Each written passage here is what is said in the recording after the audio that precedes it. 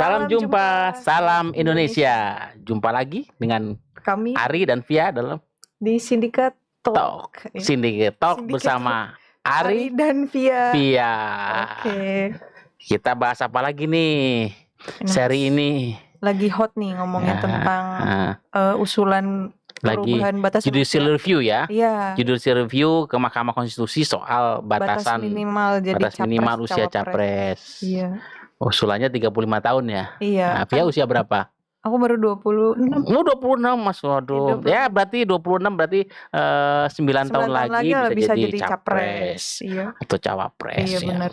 Jadi itu. Jadi judulnya apa judulnya? Judulnya adalah MK, usia capres untuk siapa? MK. Iya, usia MK. capres untuk siapa? Untuk siapa ini berarti menunjuk. Untuk kita semua ada yang diuntungkan. Nah, ada yang diuntungkan. Atau ada opportunity untuk siapanya ini yang menariknya. MK. Mas Gibran sih Mas yang lagi heboh diomongin nih. Iya ya gitu ya. Iya. Tapi jangan langsung ke sana. Maksudnya gimana nih MK? Emang siapa sih yang mengajukan judicial review itu soal undang-undang pemilu kan? Soal apa namanya batas usia capres nih, Undang-Undang Pemilu nomor 7 nomor 2017 pasal 169 tuh. Iya. Persyaratan menjadi calon presiden dan calon wakil presiden adalah dari huruf Q berusia paling rendah 40 tahun. Iya betul. Apa sih namanya pertimbangannya karena pengalaman ya Mas? Ya 40 tahun ya, tapi kan sebenarnya itu kan dalam undang-undang ya. Kalau dalam konstitusi itu memang diatur memang presiden dan wakil presiden tuh warga negara Indonesia. Syarat-syaratnya segala macam tidak menyebut usia. Usia itu diatur dalam kemudian undang-undang yang secara teknis mengatur dalam undang-undang pemilu. Turunan dari konstitusi itu mengatur soal undang pemilu soal batas usia. Nanti kalau gubernur wali kota juga lebih rendah dari itu karena kayak misalnya memang banyak posisi gubernur dan wali kota yang memang posisinya lebih muda dari presiden. Tentu angka 40 itu hasil dari perembukan diskusi panjang lebar dan juga kesepakatan politik usia 40 tahun, tapi kemudian sekarang diubah menjadi 35. Baru usul. Ya, enggak, itu sudah dalam proses, sudah dibahas kemarin mulai Senin sudah ada sidang perdana. Mahkamah Konstitusi sudah menyidangkan itu, sudah ada paparan pendapat segala macam dari Mahkamah Konstitusi. Cuman persoalannya kan pertanyaannya untuk apa? Momentumnya kan untuk apa mengubah pasal terkait usia capres cawapres pada saat tahapan pemilu sedang berlangsung? Untuk apanya? Untuk apa? Lalu urgensinya apa sebenarnya? Urgensinya apa? Apakah ada urgensi untuk mengubah? Tentu tadi ada revisi undang-undang pemilu kan? Pasti. Arahnya kalau disetujui oleh MK pasti ada revisi undang-undang pemilu. Berarti kan takutnya juga revisi undang-undang pemilu membuka revisi atau usulan yang lain. Jadi mengganggu tahapan pemilu ya, bukan tahapan, jadi mengganggu proses pemilu. Mengganggu dalam tanda petik ya. Mengganggu dalam tanda petik. Kemudian untuk siapa? Untuk siapa? Kok diajukannya sekarang? Kok 35? Iya. Ya. Kok tidak 30? Tidak 25 atau tidak 18 sekalian, 18 atau 17 usia. Anda kan sebagai, karena kan kenapa gak 17? Karena 17 itu kan Prof. Sadli Isra kan pernyataan kenapa muncul angka 35?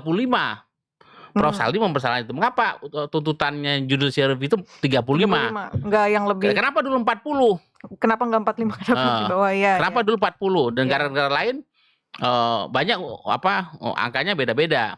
Tapi kan dulu kita sepakat dengan 40 tahun. Lalu kenapa kok sekarang usulnya 35?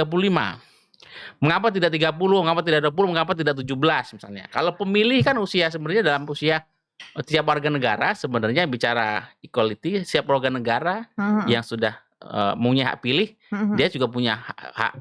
Setiap warga negara yang sudah punya hak politik kan bisa dipilih, bisa punya hak memilih dan dipilih. Iya betul. Dalam konteks itu sebenarnya ya paling gampang samakan saja ketika dia sudah bisa jadi pemilih. Ya udah bisa juga jadi udah bisa juga dipilih, bisa punya hak pilih. Itu hanya hak memilih dan hak dipilih, samakan saja 17. Tapi kan tentu ada pertimbangannya. Betul. Coba lihat datanya, kalau wali kota berapa usahanya, dalam ini gubernur berapa, presiden dan wakil presiden 40. Tentu ada pertimbangan kematangan. Karena kan kita tidak bicara soal kapasitas, soal kemampuan, ya. tapi juga kematangan. Kematangan secara Ya kematangan fisik, kematangan dalam arti kedewasaan, kematangan dalam arti kebijaksanaan, kematangan dalam arti kematangan politik, jam terbang politik, karena kan beda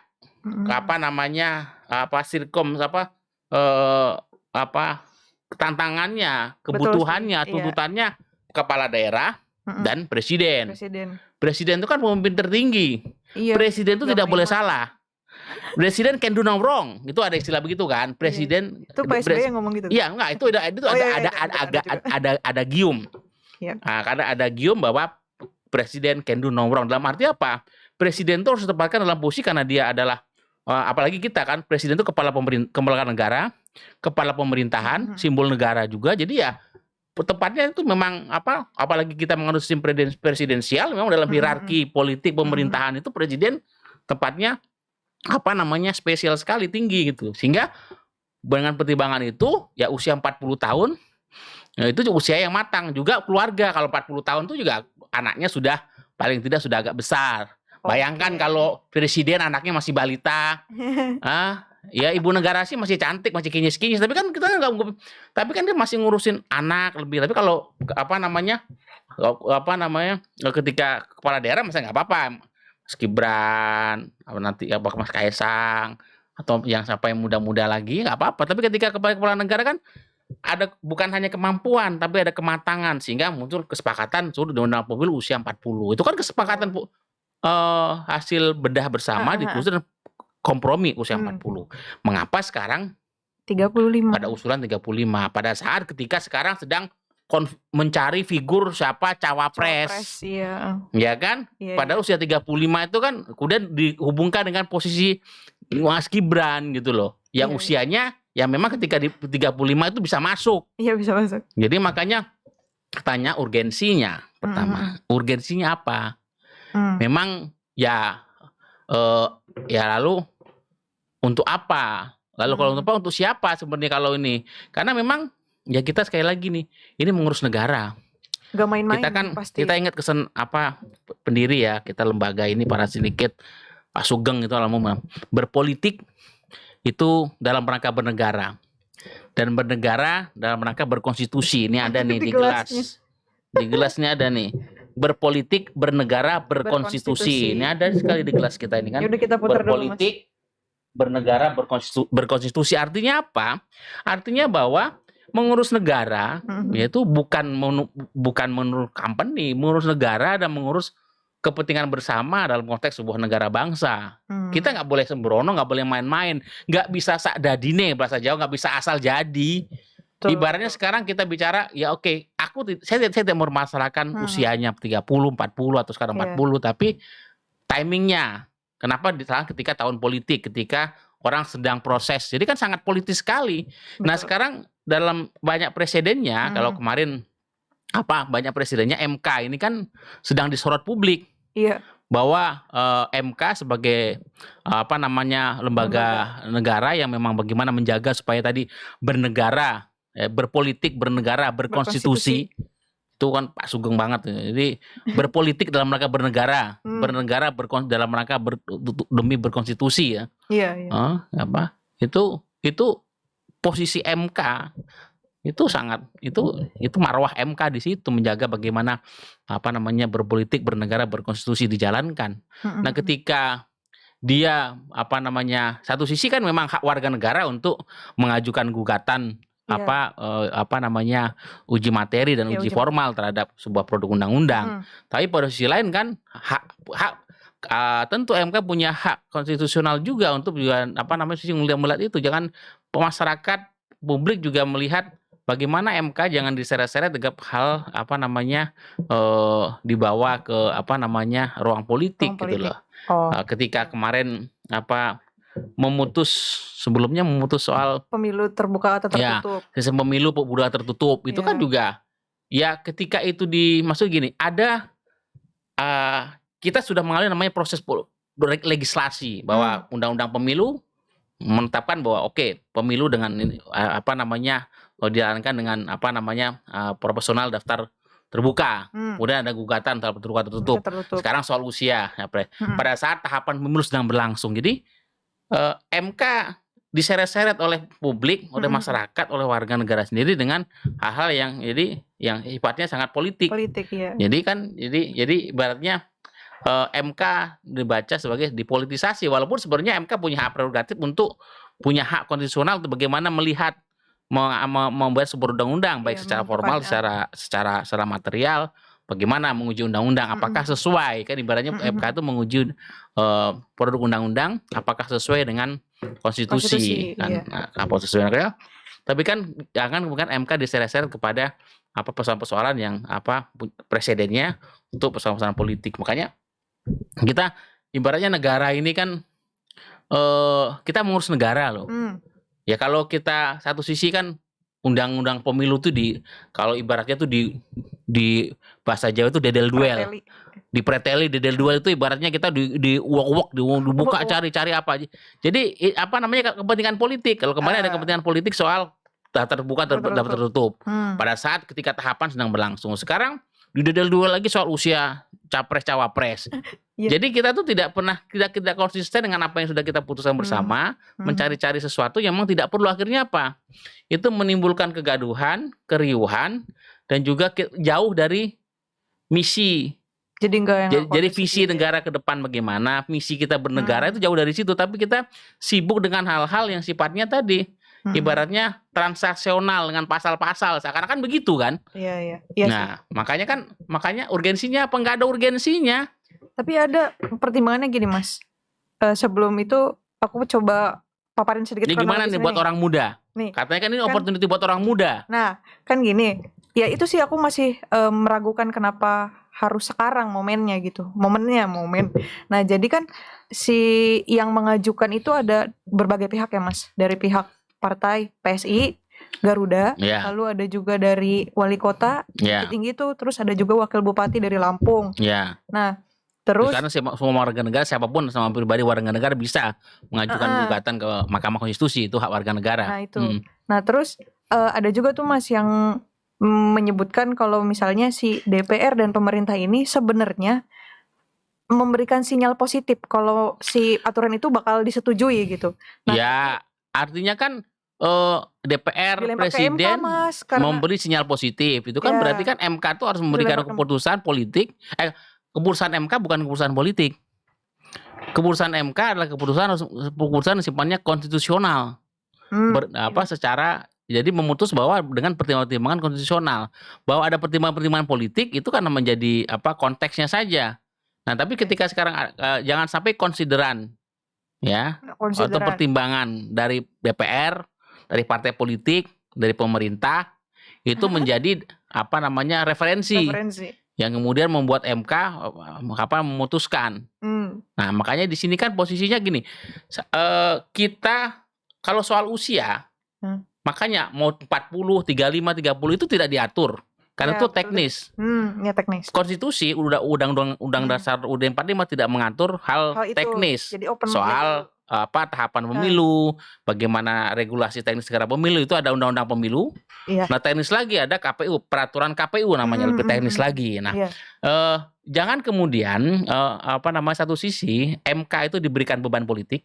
Satu sisi, pada dua sisi kita melemparkan melempar fungsi kan kalau soal usia, soal tadi tahapan pemilu atau soal tadi terbuka tutup itu kan keputusan dari legislasi. Jangan kemudian proses legislasi yang merupakan proses politik dan antar partai politik di parlemen, di DPR, legislasi itu kemudian dilemparkan kepada MK. Jadi persoalan umur itu kan persoalan yang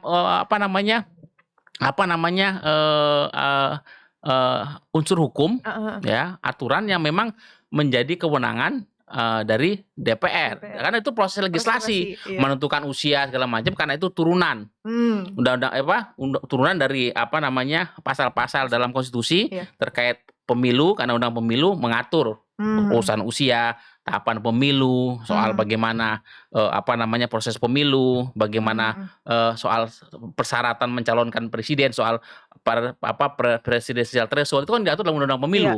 Hal teknis pemilu itu kan proses legislasi, karena itu ada proses politik, ada kesepakatan politik, kompromi politik dari para kepentingan politik yang ada, partai-partai politik menyepakati itu.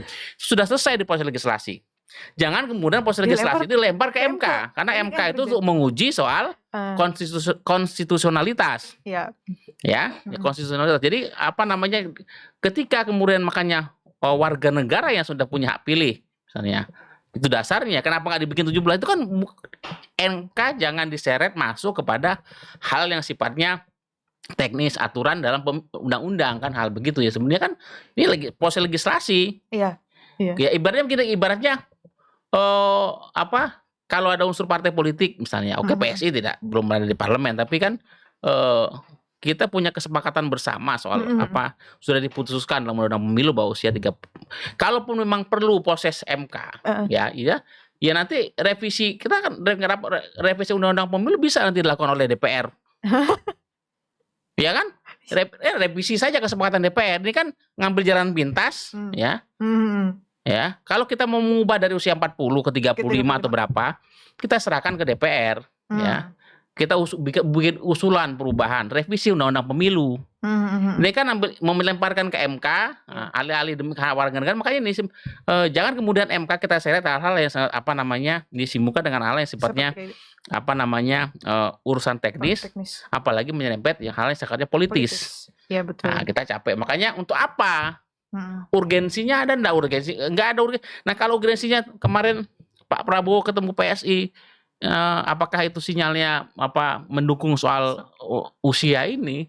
Jadi Prabowo Gibran gitu ya. Ya, kan itu makanya apalagi kemarin kan Partai Golkar juga sudah mengumumkan wakil yang mengukur adalah Ridwan Kamil dan Ridwan Kamil dan Gibran. Raka Buming Raka, tapi kan Gibran usianya belum mencukupi, makanya ini kan kalau bicara untuk apa, kalau untuk apa kan nggak ada urgensinya selain urgensi kepentingan politik dari para kontestan pemilu, ya tentu partai-partai politik kelompok kepentingan yang punya kepentingan supaya mereka bisa memasukkan capres atau cawapres yang usianya belum sampai 40, makanya diberi batas 35. Udah gitu Pak Jokowi kan mau lengser nih. Terus makanya jadi kan dinasti politik itu untuk nanti dulu kalau dinasti, tapi paling tidak untuk apa tadi, untuk kepentingan politik, untuk bagaimana usia capres dimudahkan sehingga ada dalam bursa-bursa cawapres ini cawapres atau kandidat yang masih tokoh yang figur yang masih usianya di bawah 40 bisa dimasukkan. Untuk siapa? Ya untuk siapa? Untuk para kontestan ini. Makanya namanya muncul kemudian kepada Gibran. Nah, Gibran usianya belum 40, udah 35. Nah, makanya masuk kan. Kalau Gibran paling mungkin kan dipasangkan sama Prabowo. Kemarin Partai Golkar itu sudah mengatakan opsinya adalah bukan Pak Erlangga lagi. Sudah buka opsi bukan Pak Erlangga sebagai capres lagi, tapi bagaimana Golkar membuka opsi soal cawapres. Mengusung opsinya Ridwan Kamil atau Gibran. PSI juga punya aspirasi, mungkin akan mengusung nanti akan mendukung Gibran, apalagi kemarin sudah ketemu Prabowo sama PSI misalnya. Nah kan makanya kita baca MK masuk dalam pusaran konfigurasi tahapan pencapresan gitu loh. Kan ini sangat politis sekali. Makanya kalaupun MK memutuskan ya disetujui 35. Nah, nanti bisa juga tapi tidak berlaku sekarang. Kan kayak bisa berlaku tidak berlaku ini untuk proses sekarang karena berlaku untuk pemilu berikutnya itu bisa. Supaya tidak mengganggu misalnya tentang Omnibus Law kan itu diberikan waktu ada batasan 2 tahun. Harus segera dilakukan penyesuaian. Kalau tidak undang-undangnya batal. Ada constraint waktu juga. Ya, jadi kalau gitu MK mungkin memutuskan, tapi kemudian tidak dihapus. memberikan catatan, ada concern waktu supaya tidak mengganggu tidak mendisrupt ya. Atau memang sengaja untuk mendisrupt ini kan. Untuk mendisruption proses tahapan ini supaya emang tokoh yang masih usia 35 masih bisa masuk. Makanya mau ditanya untuk siapa ya paling mungkin ya ini dibaca publik dan kita melihat kalau ini MK sampai mengabulkan usia 35 tahun, maka ini seperti memberikan karpet merah buat Gibran. Ya, yang paling mungkin Gibran dipasangkan menjadi dengan Prabowo. Gibran Prabowo, gak mungkin dengan Ganjar. Ganjar Gibran nggak masuk karena kan sama PDIP. Iya. Nggak mungkin kan. Tapi PDIP bukannya punya ADRT yang satu keluarga itu harus PDIP semua? Ya opsinya kalau memang dihapus dari kakak gitu, kalau PDIP ya semua harus satu ini punya aturan internal mereka, ADRT mereka bahwa keluarga satu kader satu keluarga harus satu partai, nggak boleh nyebrang. Itu kan aturan untuk menegakkan disiplin partai, menghormati bagaimana tiap partai punya ADRT aturan sendiri dalam itu. Nah makanya kalau sampai itu terjadi, putusan MK ya memberikan membuka ruang 35 tahun menyetujui MK masuk dalam pusaran politik Pilpres ini, itu memberikan karpet merah kepada Gibran. Gibran opportunity untuk menjadi cawapres semakin besar ya. Yang paling mungkin dia menjadi cawapresnya Pak Prabowo. Artinya apa? Itu juga mengubah konstelasi. Kalau mau menjadi cawapresnya Pak Prabowo berarti tidak tegak lurus kepada partai. Artinya Gibran keluar dari PDIP. Otomatis juga membuka peluang juga Pak Jokowi juga bisa keluar dari PDIP dalam konteks. Karena kan sudah nggak satu itu kan. Nggak memungkinkan kalau Gibran sampai keluar dari menjadi cawapres, berarti dia harus keluar dari PDIP. Otomatis kan Pak Jokowi juga tidak di PDIP dong. Karena harus satu keluarga. Iya. Ya, makanya apakah kemudian pindah masuk ke Gerindra atau pindah masuk ke Golkar? Kalau tadi dicalonkan oleh Golkar ya bisa jadi Gibran masuk ke Golkar. Koalisinya Golkar masuk ke Prabowo sehingga mengusung Prabowo Gibran, ya kan? Iya. Nah, tentu ya Gibran sebagai representasi dari kader Golkar misalnya. Itu juga membuka peluang, membuka opportunity, juga membuka masuknya Gibran menjadi cawapresnya Prabowo, masuknya Golkar berarti kan misalnya membuka sebagai pintu juga masuknya Pak Jokowi ke Golkar. Nah ini kan konstelasi berubah, makanya MK itu berada dalam pusaran politik yang memang kasihan kita. Janganlah MK dibawa masuk karena posisi konstitusi harus imparsial ya. Demi tadi orientasinya cuma berpolitik, bernegara, berkonstitusi. Itu pegangannya.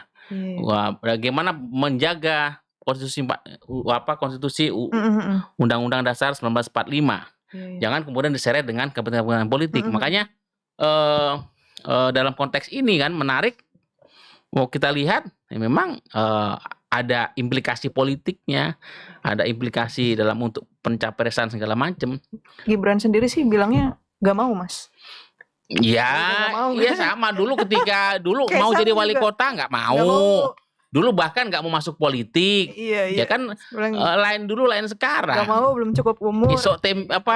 Pagi tempe sore pagi kedelai sore tempe bisa. Itu dalam istilah Jawa.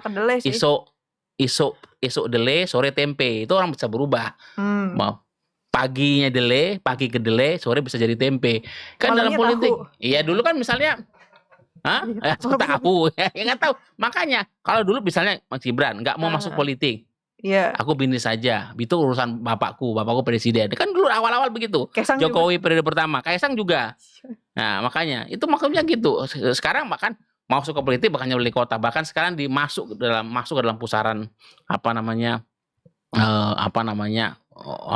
politik Pilpres. Iya.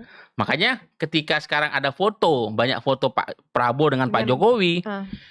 Dulu kan isunya kan Jokowi Prabowo. Tujuannya tembakannya sebenarnya call-nya untuk supaya Prabowo Jokowi. Nah, tapi kan konstitusi presiden tidak bisa menjabat pada masa dua kali berturut-turut. Kalau sebagai wakil nanti kalau itu nanti membuka peluang pelanggaran konstitusi kalau misalnya presidennya mangkat, berhalangan tetap. Pak Jokowi nggak bisa jadi presiden. Karena ada dua presiden, makanya itu nggak bisa. Jadi karena dulu kan awalnya selama ketika dulu ada Jokowi 3 periode tuh ya, ada orang ada kelompok yang mau kampanyekan udah langsung teruskan Jokowi Prabowo.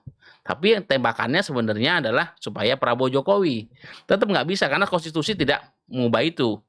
Ya kan? Sempat ada kan untuk mengamandemen, tapi kan mungkin prosesnya terlalu mahal. Iya. Ya secara politik atau apa. Nah, sekarang maksudnya Gibran. Ibaratnya kalau foto Jokowi, kan Jokowi populer. Anaknya juga populer, bahkan Caimin mengatakan di arahnya PKB kemarin kan 25 tahun di Solo. Oh ya itu. Iya, Mas Gibran, Mas wali kota ini popularitasnya ketika wali kota mengalahkan bapaknya. Ya kan Caimin mengaku itu. Caimin mengatakan popularitas Mas Gibran sekarang di posisi dia sekarang itu mengalahkan Jokowi ketika jadi posisinya sama sebagai wali kota. Gibran sekarang sebagai wali kota Solo lebih populer, jauh lebih populer di atas bapaknya ketika Pak Jokowi menjadi wali kota Solo di posisi yang sama. Artinya apa? Posisi Mas Gibran ini bisa bisa didorong ke menjadi lompat menjadi cawapres. Makanya ketika Prabowo Jokowi fotonya di mana-mana, tiba-tiba nanti kan tinggal gampang, Jokowi nggak mungkin.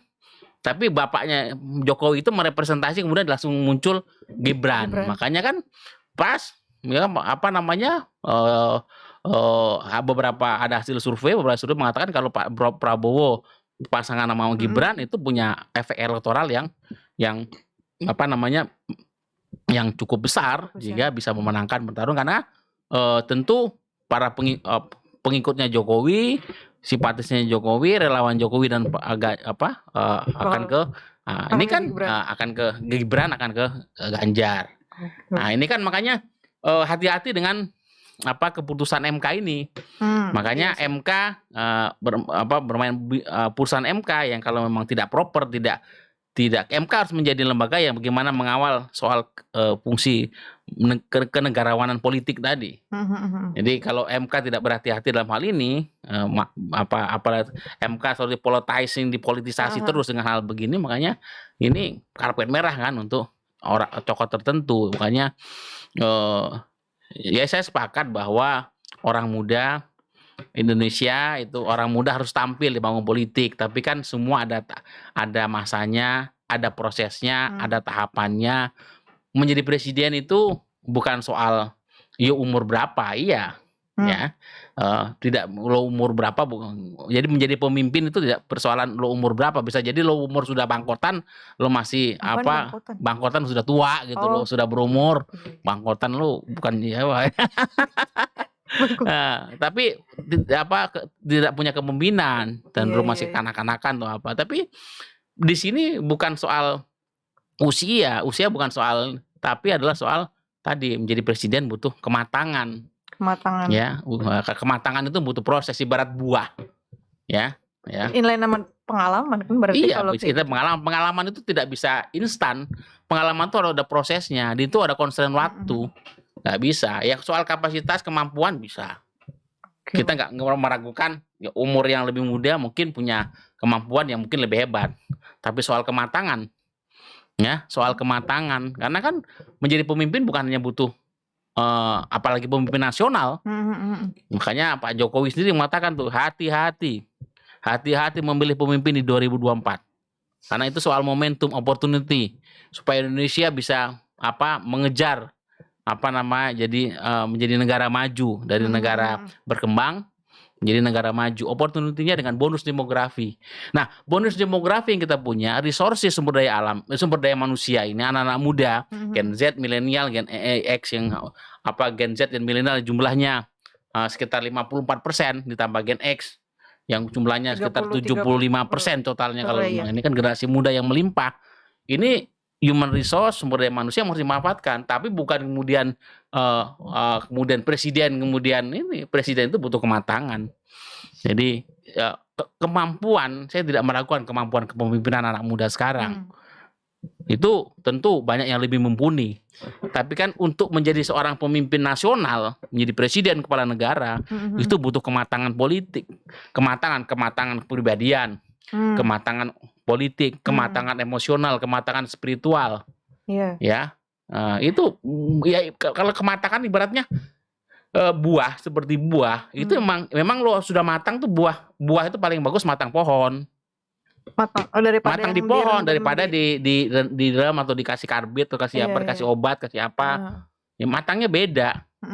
Ya, karena memang ada proses natural, ya. Proses natural, nature proses itu tidak bisa di ini.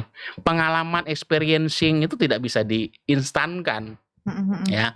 Makanya dengan hormat kita semua bahwa posisi presiden, wakil presiden itu memang posisi yang sangat penting karena presiden itu menjadi simbol negara, menjadi kepala negara pemerintahan kita, sistem pemerintahan presidensial. Makanya hati-hati, tidak sembarangan milih presiden.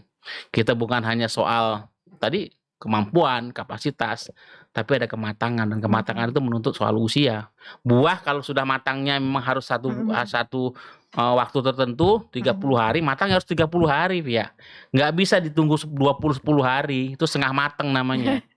Itu bicara buah ya. Mangga yang enak, mangga yang matang di pohon tuh ketika dari mulai biji, dari mulai mungkin usianya katakanlah dari mulai kembang sampai buah mungkin 30 hari katakanlah. Ya harus 30 hari sampai matang. Kalau baru 20 hari ya lo bikin rujak aja. Iya sih. Ya, rujak. Ya bikin kan rujak.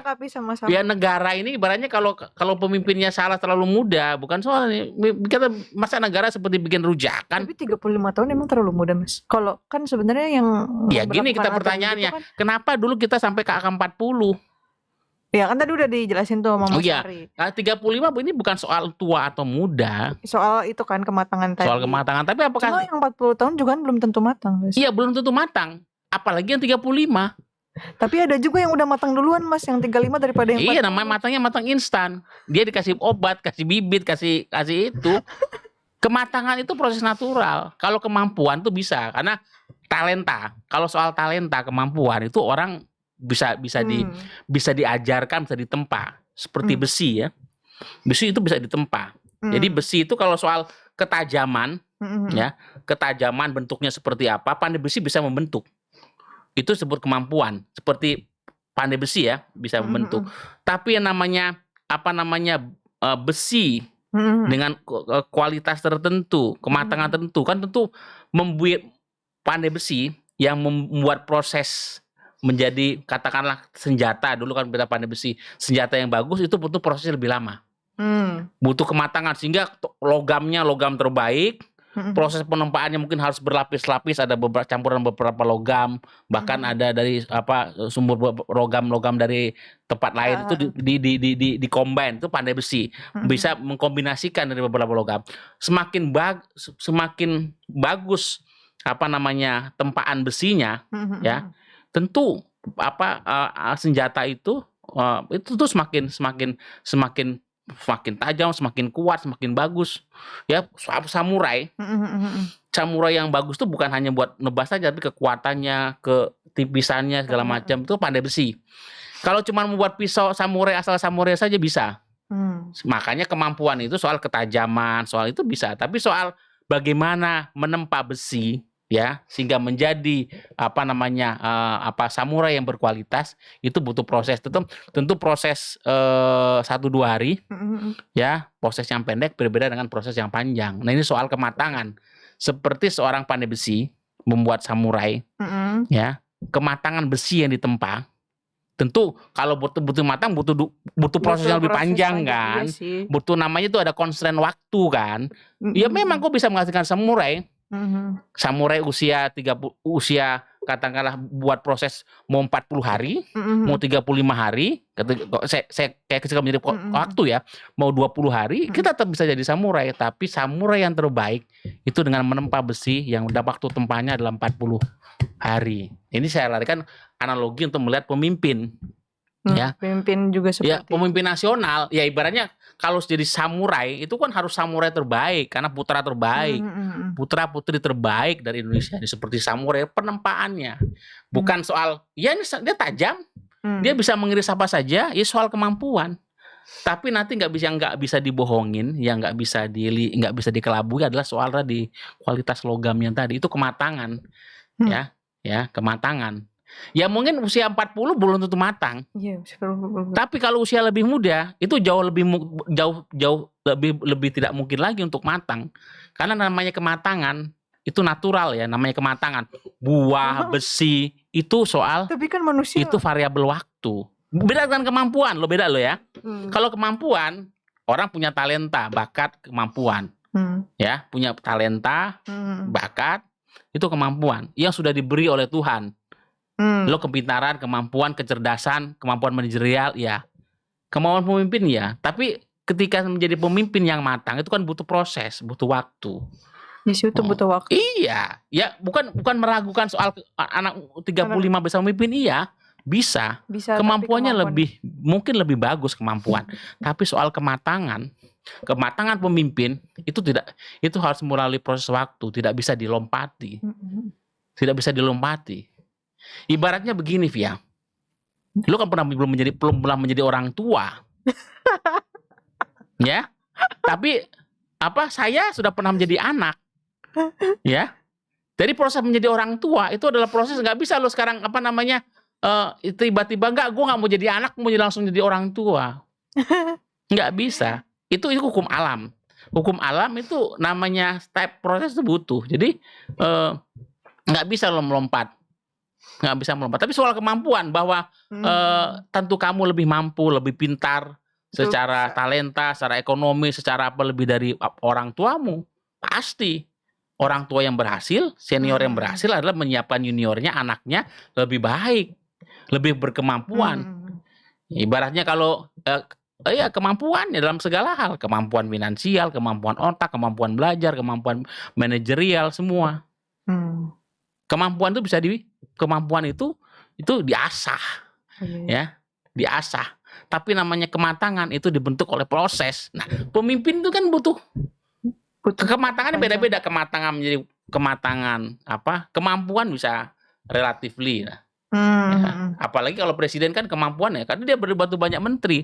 Tapi level presiden itu nggak perlu orang yang paling pintar, nggak perlu orang yang paling mampu, tapi orang punya kematangan spiritual, emosional, kematangan politik, menjadi kebijaksanaan. Itu kan paling penting. Itu kan soal kematangan. Nggak bisa lo soal kemampuan. Nah sekarang bicara soal Pak Jokowi, ya presiden kita langsung dah. Soal kematangan, ya sekarang dia dihina oleh Rocky Gerung. Kalau dia anak muda emosional, gue polusikan kenapa? Kirim algojo. Tapi enggak. Ketika dulu dia kampanye, ya, ketika kampanye dihina dulu 2014 ya. Via kan belum milih 2014 tuh. Saya sudah memilih, udah ikut pemilu, saya udah nyoblos. Tapi kan gini, ketika dia diserang kalau dia kalem, tenang, ngomong aku rapopo, itu kematangan ya. Sementara ada capres lain yang sangat emosional sampai tampil misalnya, itu emosional, itu kematangan, ya. Kemampuan mungkin pemimpin A lebih mampu daripada pemimpin B.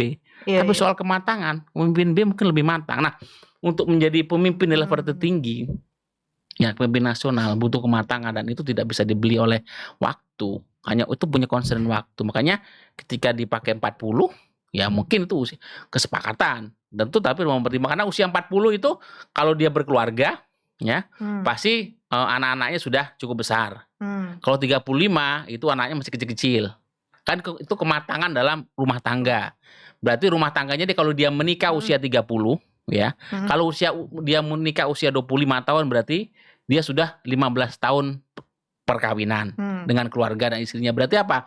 Dia sudah lulus dulu dengan usia mengurus, paling enggak sudah matang dulu bagaimana mengurus rumah tangga dia dengan istrinya. Kalau 35 dia menikahnya umur 30, baru 5 tahun. Child free ternyata. Iya, adalah child free. Bukan, saya lagi soal bukan kemampuan, tapi kematangan. Dan kematangan itu proven oleh proses waktu. Fungsinya fungsi waktu, variabelnya waktu. Nggak bisa. Waktu 40 tahun, waktu 35 itu kan nggak bisa. Tapi kalau kemampuan lu bisa, soal kemampuan lu bahasa Inggris, lu bisa les, bisa lebih cepat. Kalau kemampuan belajar, kemampuan komputer, kemampuan manajemen itu bisa dipelajari. Iya. Kalau kemampuan bisa dipelajari dan bisa didrill, tapi kematangan harus dijalani. Harus dilalui, harus experiencing, harus mengalami. Ya 40 tahun beda kematangannya. Jangan-jangan yang ngusulin buat ngegugat pasal-pasal itu merasa bahwa anak-anak sekarang banyak yang matang, Mas. Hah? Ya itu salah kaprah. Salah kaprah. Saya nggak melihat soal kematangan ini sebagai kepentingan politik. Kepentingan politik untuk mengakomodasi ya figur atau kandidat yang potensial untuk diusung sebagai cawapres, masuk ke dalam bursa capres, masuk ke dalam bursa pilpres. Artinya apa? Pertimbangannya soal menang kalah. Ini soal pragmatisme politik menuju pilpres 2024. Jadi ketika ini MK menjadi transaksional, ketika MK memutuskan itu transaksinya kemudian transaksi politik ya, bukan transaksi keuangan atau menjadi transaksional, menjadi karpet merah untuk kelompok politik tertentu, tokoh tertentu, figur tertentu, partai tertentu, ya kan? Dia tidak berbicara soal kepentingan bangsa, tapi lebih ke sono. Iya, kecuali itu nanti di MK memutuskannya tidak di momen sekarang. Di kemudian hari kan timingnya ini kan timing sangat politis. Timingnya nanti ketika, dan juga kan tidak perlu dengan proses MK, nanti kita revisi undang-undang pemilu kan bisa. Kan nggak ada urgensinya gitu loh. Urgensi itu udah kebelet. Memang harus sekarang. Kalau soal ada warga negara yang tidak diakomodasi dengan misalnya dengan aturan pemilu, misalnya dulu MK pernah memutuskan ketika KTP belum ada bisa pakai kartu keluarga misalnya. Kalau tidak KTP bisa yang lain membutuhkan, karena itu kan soal hak warga negara, ada urgensi. Kalau ini kan usia nggak ada urgensi, kecuali demi pragmatisme politik elektoral, pragmatisme untuk kepentingan pilpres gitu loh. Jadi kan ya MK jangan mau dikerdilkan begitu. Tapi kemungkinan bakal disetujuinya tuh ada nggak sih, Mas? Kalau kemungkinan ada, karena kemungkinan ada. Kalau kemungkinan ada, tapi makanya kan tentu MK harus melihat tadi benar-benar berpegang pada prinsip menegakkan, karena kan MK lagi disorot dengan banyak kasus. Dulu ada soal omnibus law, soal kemarin banyak kasus segala macam. Kemarin sudah kemarin sudah oke. Daftar terbuka, walaupun kemudian dituduh menuju daftar tertutup. Tuduh bagaimana ini bagian dari cawe-cawe Jokowi menggunakan MK. Kan? Nah, ketika sekarang masuk ke ini kan lebih baik MK ya udah membatalkan saja gugatan itu dan menyerahkannya kepada proses legislasi misalnya. Ya saya nggak ngerti soal bagaimana proses hukum, tapi kan MK punya hak konstitusional untuk menolak atau membatalkan. Ketika kemarin kan gugatan pemilu daftar tertutup itu kan ditolak atau dibatalkan demi dengan pertimbangan tertentu kan. Iya. Ketika ditolak, kembali kepada legislasi tertentu, kembali kepada aturan pemilu yang ada. Karena kan tentu tidak melanggar hak konstitusional. Ya. Soal warga negara kan. Tidak dan biar nanti diselesaikan oleh proses legislasi, revisi undang-undang pemilu. Silakan, itu netral posisinya. Tidak ada kelompok politik tertentu yang bertransaksi quote and quote dalam proses judicial review. Karena sangat sayang sekali bahwa kita bernegara ya. Bernegara ini kok direcoki, kalau bacanya di dedel-duel tuh, diacak-acak dengan hal-hal yang sifatnya kepentingan politik jangka pendek.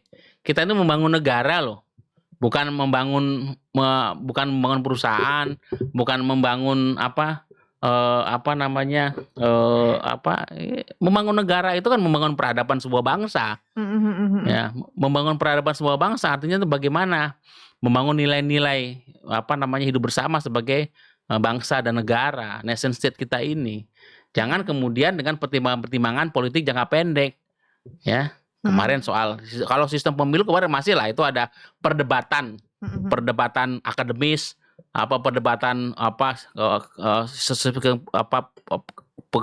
diskursus soal kepemiluannya ada lah.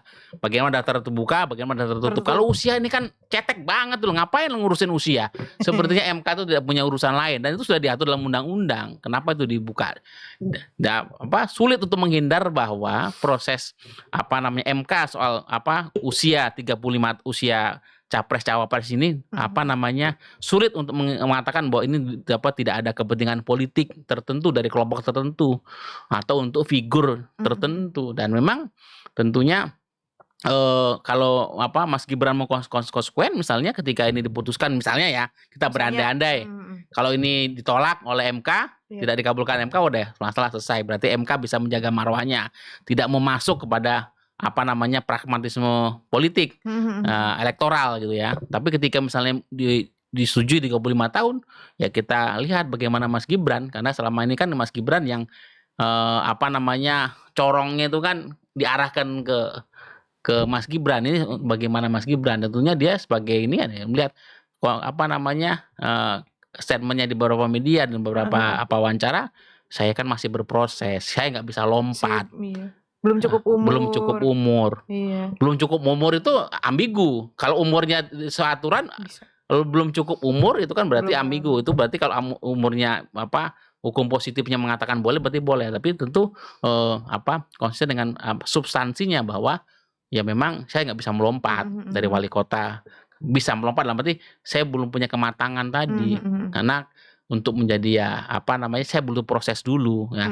Kalau Mas Gibran bisa melalui proses itu, tidak tergoda dengan kepentingan politik jangka pendek untuk bisa masuk bursa Pilpres 2024, tentu orang akan memberikan hormat bahwa memang tidak ada juga tuduhan-tuduhan soal bagaimana Jokowi cawe-cawe, Jokowi ingin membangun dinasti politik segala macam. Jadi ini kan kalau ini MK mengabulkan 35, Gibran masuk dalam bursa Pilpres, masuk menjadi salah satu cawapres, menjadi cawapresnya Pak Prabowo. Apalagi kemudian bagaimana ada proses tadi, bagaimana PDIP kok harus bersikap soal pencalonan ini, artinya Gibran harus keluar dari PDIP, Pak Jokowi juga harus itu artinya apa? Mengubah tatanan yang sudah ada, mengobrak-abrik tatanan yang sudah ada, dan dan satu sisi kan tadi tentu kita tidak, walaupun itu ini akhirnya tuduhan selama ini segala macam ya, kita masuk pada bagaimana kita mendukung Pak Jokowi ya, tapi tidak lantas kemudian kita membenarkan langkah-langkah politik untuk melestarikan kekuasaan Jokowi dengan format dengan pola-pola dinasti tadi. Ya, bahwa iya kan melanggengkan rezim Jokowi melalui dinasti. Kalau udah Pak Jokowi kemudian sekarang anaknya, ya bayangkan nanti kalau setelah Pak Jokowi selesai anaknya menjadi wapres, kemudian adiknya menjadi wali kota, gitu ya. Itu kan itu tentu demokrasi kita bukan soal tidak mau masuk ke dalam wajah muram demokrasi yang legasi Pak Jokowi tentunya tidak ingin diburamkan dengan potensi-potensi dinasti politik. Nah, Pak Jokowi kan sudah akhir 2 periode, tentu ingin meninggalkan legasi yang baik, ya. Bukan, dan legasi yang baik itu adalah Pak Jokowi dikenal sebagai pemimpin yang selama 2 periode punya capaian-capaian untuk memajukan Indonesia, bukan kemudian melestarikan melanggengkan kekuasaan dengan kemudian membuka karpet merah untuk dinasti politik. Itu kan menjadi PR kita bersama. Kita mendukung Pak Jokowi, ya, tentu punya alasan-alasan mendukung Pak Jokowi, tapi kalau soal melanggengkan kekuasaan dengan melakukan praktik soal dinasti segala macam, ya itu lain soal kan. Nah, tentu kita tidak ingin menjadi kemunduran demokrasi kita. Tadi sih orang bilang kemampu kok. Saya mampu kok, bisa kok. Lagi Ya kan, nanti kan bukan soal lagi kemampuan. Demokrasi kita soal, kita sudah mampu berdemokrasi. Kita sudah mampu melaksanakan pemilu yang demokratis. Ini kan pemilu atau pilpres, pemilihan presiden langsung yang kelima. Ya kan, dulu Pak SBY 2 kali, Pak Jokowi 2 kali, ini pilpres pemilu kita memilih presiden kita secara langsung yang kelima. Ya tentu kita sudah ada kemajuan. Kita sudah punya kemampuan berdemokrasi dengan semua dinamikanya ini kita menunjukkan. Tapi yang butuh sekarang membangun konsolidasi demokrasi kita adalah kematangan berdemokrasi. Kematangan demokrasi bagaimana kita berbeda pendapat, ya berbeda pilihan politik, tapi tetap dalam silaturahmi sebagai anak bangsa. Ya kita sudah mampu berdemokrasi, tapi apa kita punya kematangan berdemokrasi? Belum. Nah ini juga terkait soal bagaimana kematangan politik tadi. Ya kita sudah punya kemampuan politik, ya kemampuan politik untuk membangun sistem demokrasi kita yang baik sekarang terkonsolidasi. Tapi tentu banyak catatan soal demokrasi kita. Nah ini tentu MK punya tanggung jawab juga untuk bagaimana demokrasi Indonesia ke depan, tentu demokrasi yang semakin terkonsolidasi, yang berintegritas dan bermartabat, yang punya prinsip-prinsip kebijaksanaan kerakyatan yang dipimpin oleh hikmat kebijaksanaan. Sehingga MK tentu harus taat pada prinsip karena konteksnya demokrasi ini menjaga pemilu kita. Jadi kita mengharapkan hakim-hakim MK ini dirasuki oleh roh hikmat kebijaksanaan supaya dari prinsip-prinsip demokrasi kerakyatan kita sesuai dengan sila keempat Pancasila kan, kerakyatannya dipimpin oleh hikmat kebijaksanaan dalam permusyawaratan perwakilan. Nah, hikmat kebijaksanaan itu adalah bagaimana MK merepresentasi hikmat kebijaksanaan itu sehingga fungsi perwakilan kita, demokrasi kita, politik demokrasi kerakyatan kita dengan pemilu kita segala macam itu bisa dijaga. Itu marwahnya kita titipkan kepada Mahkamah Konstitusi. Jadi Mahkamah Konstitusi punya tanggung jawab juga untuk membuat demokrasi kita bukan matang, bukan hanya punya berkemampuan, tapi juga kita matang, punya kematangan politik, kematangan berdemokrasi. Tapi itu juga tadi bagaimana kematangan seorang pemimpin. Itu tentu kita titipkan kepada Mahkamah Konstitusi supaya menjaga marwahnya untuk menghadirkan hikmat kebijaksanaan dalam proses demokrasi kita, sehingga demokrasi kita kembali kita jaga tetap berjalan pada rel yang benar, supaya juga tadi bagaimana berpolitik dijalankan dalam rangka bernegara dan bernegara dijalankan dalam rangka berkonstitusi. Ya, kita harus jaga konstitusi kita. Ini berarti ini secara garis besar tuh problem utamanya tuh dari momennya itu ya Mas. Kalau misalnya terlepas dari momennya mungkin di kemudian hari. Ya timingnya ini tidak ada alasan yang yang masuk akal soal urgensi untuk apanya ya untuk ya selain memang untuk siapa. Iya. Ya. Sempat dibawa-bawa juga tuh soal data Badan Pusat Statistik tentang populasi anak muda. Ya populasi anak muda kan tidak kemudian menatakan bahwa pemimpin harus.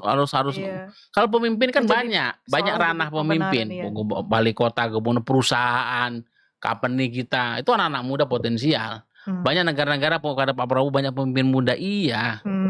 Tapi dengan dinamika pemimpin anak muda kita sekarang itu kan banyak posisi yang sebagai pemimpin anak muda. Dan itu kan juga ada proses tahap ya. Jadi tidak nyambung ya tidak nyambung bicara soal usia capres cawapres dengan bonus demografi. Dengan populasi pembenaran gitu loh. Dengan populasi anak muda sekarang yang banyak ya. Populasi anak muda sekarang itu harus mengisi pos-pos bagaimana kita membangunkan soal division of labor, soal divisi pembagian peran. Peran anak muda di semua lini. Ya kan? Jadi tidak nyambung menjadikan populasi anak muda yang dominan atau bonus demografi anak muda yang dominan gen milenial dan gen Z itu yang sebesar 53 sampai 55% sebagai pemilih pembenaran untuk ini nggak nyambung karena itu beda. Justru kita harus memilih pemimpin yang matang, yang punya kemampuan untuk membantu mereka juga matang gitu ya. Pemimpin yang punya kemampuan kemampuan yang tinggi, kemudian berintegritas dan punya kematangan sehingga dia bisa memanfaatkan potensi bonus demografi itu. I see. Iya kan? Iya. Bonus demografi kan soal bagaimana kita menjadikan Indonesia sebagai bangsa yang produktif. Ya. Itu nggak nyambung dengan urusan kita memilih pemimpin nasional. Siapa tuh yang ngomong ya? Nggak nyambung. Soal itu jadi sebagai rasionalisasi. Nggak nyambung. Nggak nyambung. Karena memang itu fakta. Soal bonus demografi itu adalah bagaimana kita mengelola bangsa ini. Justru dalam itu butuh pemimpin yang matang. Ya Pak Jokowi sekarang kan banyak menteri paling muda, Menpora itu kan menteri paling muda, dia masih milenial, malah Gen Z atau malah tuh mesti pemuda olahraga, ya kan? Nah, beberapa staf khusus Pak Jokowi juga orang muda. Di beberapa BUMN itu banyak orang-orang muda sekarang memimpin. Iya, berikan kesempatan mereka. Ya, wali kota segala macam, gubernur wali kota banyak orang muda. Iya, semua pos itu isi orang muda. Ya, tapi ini untuk posisi menjadi ayah untuk bangsa ini, ya, negara ini kan ibaratnya menjadi presiden itu kan nahkoda atau menjadi father, ayah, pemimpin nasional. Ya fungsinya sebagai ayahnya, sebagai leader pemimpin nasional itu kan pemimpin tertinggi kan, tentu butuh tadi. Dia sudah ditempa, dia punya kemampuan yang memang mumpuni, tapi juga punya kematangan dalam semua aspeknya. Jadi dan soal kematangan sekali lagi itu bukan itu harus melalui sebuah proses waktu. Tidak instan. Tidak bisa waktu segini kematangannya beda kan, soal kematangan. Iya. Nah, jadi memang itu yang memang makanya Pak Prabowo kemarin di PSI ngomong, kok orang muda punya kemampuan nih, ya saya setuju. Justru kemampuan orang muda ini yang harus kita maksimalkan, kita berikan ruang, kita berikan akses supaya bisa memberikan makanya ASN kita, posisi pejabat jabatan pemerintahan, birokrasi itu diisi orang muda. Orang muda yang sekarang dengan perubahan yang inklusif, yang terbuka, yang kompetitif, value maker, dia punya kesempatan untuk bisa mengembangkan itu, sehingga nanti itu melalui proses berjenjang dia bisa sampai pada posisi pemimpin nasional. Ada semua, ada waktunya, ada saatnya. Jadi tidak instan. Semua ada waktunya. Karena ini kita bicara soal pemimpin nasional dan kemaslahatan, kita bicara kepentingan bangsa Indonesia ini, negara dan bangsa ini. Ya, kita ingin negara dan bangsa ini kan terus maju, dan kemudian Indonesia Raya 78 tahun kan sekarang. Agustus ini kan kita merayakan 78 tahun Indonesia merdeka, dan kita ingin mengejar bagaimana 2045 Indonesia emas. Itu tentu momennya kesempatan buat anak-anak muda memimpin. Memimpin Indonesia. Tentu pemimpin nasional tentu mereka yang tentu punya kemampuan dan juga punya kematangan. Ya, kita tunggu putusan MK. Saya berharap sih MK jangan terbawa-bawa proses politik ini. MK menjaga marwah, hikmat kebijaksanaan, dan tadi berpolitik, bernegara, dan berkonstitusi gitu. Ya, jadi waktunya udah ditentuin belum sih Mas? Setelah kapan selesainya gitu pembahasan MK? Belum kan? Ya udah mulai dibahas, makanya dalam waktu dekat ini ya. Ya makanya ini kan ditunggu kan sebelum proses pendaftaran capres-cawapres pasti. Iya. Ya kan, nanti kan mulai pendaftaran capres-cawapres itu kan Oktober ya. Ya pasti sebelum itu, karena kan ini kan momen politiknya kan memang timingnya sangat politis, itu yang kita sesalkan kan di situ. Ngurus negara, tapi bayangin lo ngurus negara, bayangkan ibaratnya pesta pernikahan. Ya, semua sudah disiapkan setahun sebelumnya, tempat sudah disiapkan, gaun acara segala macam, tiba-tiba H-10 ya, sudah proses, semua panitia sudah terbentuk, sudah pesan itu, tiba-tiba berubah. Iya. Nah, itu kan ibaratnya kita mau pesta pernikahan, mau pilpres nih, mau pesta demokrasi nih. Ya, aturan sudah kita siapkan semua, aturannya, perangkatnya, instrumennya, tiba-tiba main ngubah tengah jalan gitu kan. Ya, kita tepuk jidat aja kan gitu loh. Ya itulah itu ciri bahwa kita bangsa ini sudah mampu berdemokrasi, kita punya kemampuan berdemokrasi, tapi belum sampai pada kematangan demokrasi. Itu catatan Lagian kita. baru juga Indonesia, maksudnya Itu sudah bagus kalau dibandingkan banyak negara-negara yang juga gagal atau dalam melakukan exercise demokrasi. Kita punya kemampuan itu. Masyarakat kita punya kemampuan itu, tapi kan untuk sampai pada kematangan itu kan butuh kedewasaan politik, kedewasaan berpikir. Itu kan proses waktu kan. Tentu berbeda negara yang baru 78 tahun seperti Indonesia dan negara yang sudah ratusan tahun melakukan demokrasi. Kematangannya kan berbeda. Itu yang kemudian menjadi catatan kita. Ya semoga ini didengar para pihak. Dan kenapa lo ketawa? Emang ada yang lucu?